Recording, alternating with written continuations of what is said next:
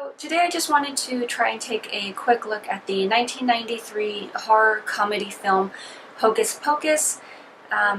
Originally this film was set to be a TV movie, and somewhere along the lines through development some higher executives got a look at the script. They determined that the story was strong enough to carry a theatrical performance, so they actually made a push obviously to take this to cinema rather than have it continue on as a TV movie.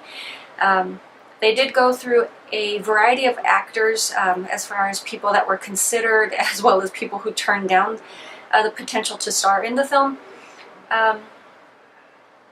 In my opinion, one of the weirdest considerations that they had at the time was the title character, Max. They had considered Leonardo DiCaprio for the role.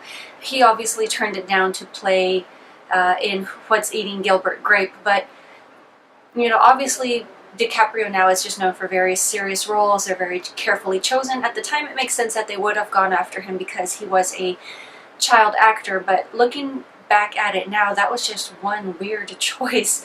Obviously from the beginning he was very careful with the film roles that he chose. So also the role of Mary Sanderson had originally been offered to Rosie O'Donnell, which to me is just a weird choice, but once again I am aware of the fact that yes, she was popular at the time. I do not recall if she had her talk show going on, but yes, she was somewhat of a name at the time. Of course the role eventually went to Kathy Najimy, I'm pretty sure I mispronounced her name, and she was originally hesitant to take on the role because she wasn't sure if people would be offended by the fact that she would be playing somewhat of a stereotypical take on witches, but obviously she eventually did take the part. And of course we do have Bette Midler in the role of the lead witch, which to my knowledge there were no issues with her getting her to sign on.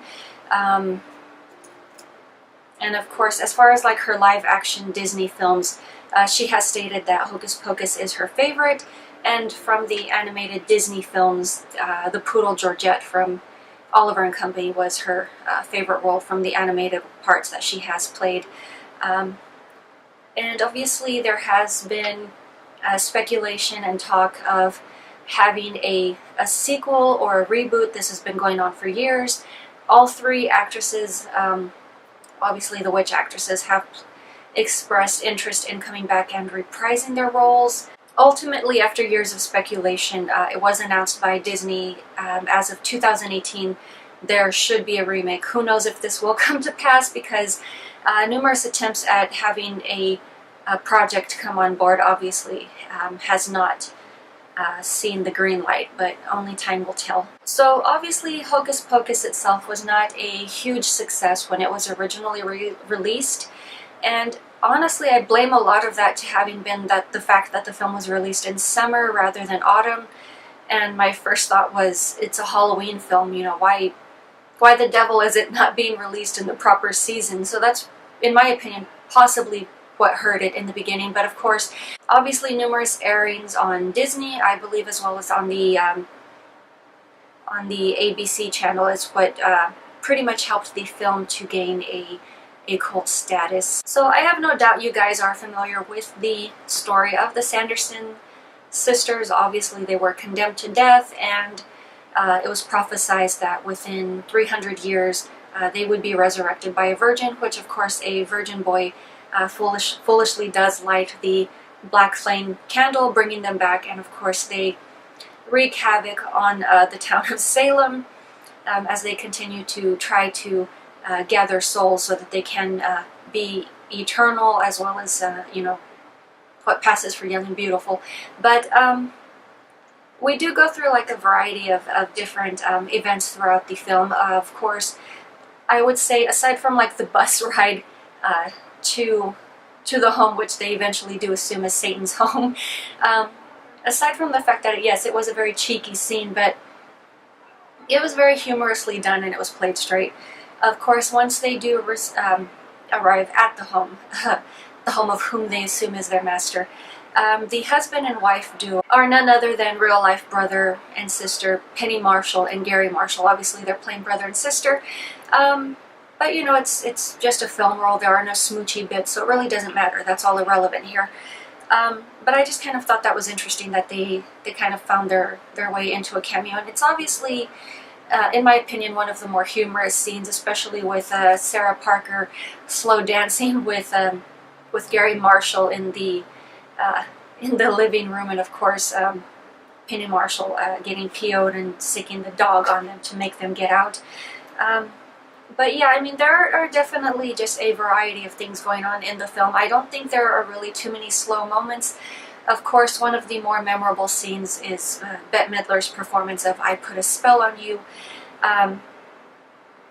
So when she opens, obviously she states, "Hello Salem, my name is Winifred, what's yours?"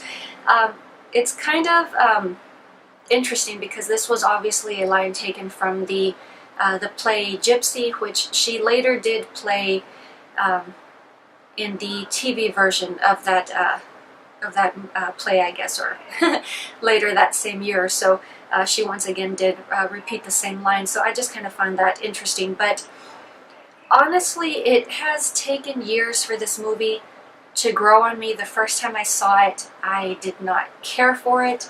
And of course, I did rewatch it, I want to say, about 4 years ago. So there was a huge gap in between from when I decided to rewatch the movie. On the second attempt, I still was not a fan. But honestly, on this third viewing, obviously that's how much I avoid the film, but on this third viewing, I actually did enjoy the film. I did see a lot of its charm and humor, and I really did appreciate it for the cult phenomenon, I guess you could say, that the film really is. But why on earth it has taken me so long to appreciate the film, I have no idea, but this is not the first or the last film that has taken years to grow on me. But I actually am glad that I am finally able to appreciate the film the way the majority of everyone else is, because for the longest time I really didn't see the appeal. It was just, to me, it was just that movie. It's like, ugh, what do people see in it? But yes, I mean, now I can definitely see something in it that I can enjoy. But those were pretty much just my quick thoughts on the film. Obviously, if you've been a long-time fan of the movie, I would definitely love to discuss this further with you. But that is pretty much all I have for you guys today, and I will talk to you later.